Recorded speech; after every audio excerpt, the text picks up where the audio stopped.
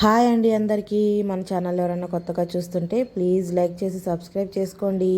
నాకు తెలిసి చాలామందికి క్యాబేజ్ నచ్చదు, నాకు కూడా అస్సలు నచ్చదండి. అది ఎలా చేసినా తినేదాన్ని కాదు. కానీ ఒకసారి ఈ కర్రీ కొత్తగా ట్రై చేస్తానండి. టేస్ట్ అయితే అద్దిరిపోతుంది. ఖచ్చితంగా మీరు ట్రై చేయాల్సిందే. చాలా సింపుల్ ప్రాసెస్ అండి. స్టవ్ ఆన్ చేసుకొని కడాయి పెట్టుకొని ఆయిల్ యాడ్ చేసుకొని ఆయిల్ హీట్ అయిన తర్వాత దాల్చిన చెక్క, బిర్యానీ ఆకు, ఒక హాఫ్ స్పూన్ సోంపు, ఆవాలు, జీలకర్ర వేసి ఫ్రై చేసుకోవాలి. నెక్స్ట్ పచ్చిమిర్చి, ఆనియన్, కరివేపాకు కూడా వేసి ఫ్రై చేసుకున్న తర్వాత కట్ చేసుకున్న ఆలుగడ్డ ముక్కలు, క్యాబేజ్ కూడా వేసి బాగా మిక్స్ చేసుకొని ఉప్పు, పసుపు వేసి మూత పెట్టి ఒక 70% ఉడకనివ్వాలి.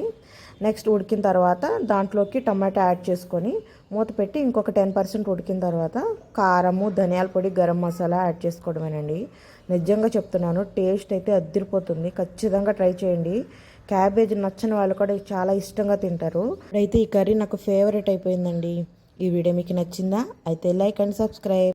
Thank you for watching.